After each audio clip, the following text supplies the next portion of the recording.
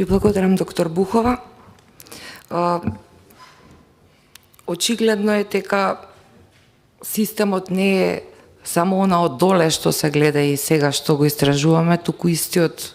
има една пирамида која што треба да се искачи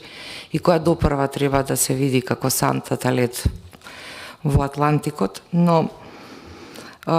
ќе ве вратам на претходните прашања кои што ги постави колегата Дејанчо Евтимов и би сакала да ми објасните малце подробно, бидејќи рековте дека се било извршено според протоколите, но ние не добивме информација кои се истите и со самото тоа станува контрадикторно, но и индикативно дека всушност не се работело стрикно по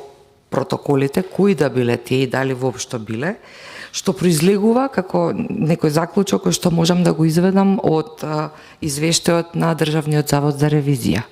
Дали можеме уште малку да се вратиме на овој дел? Ви благодарам.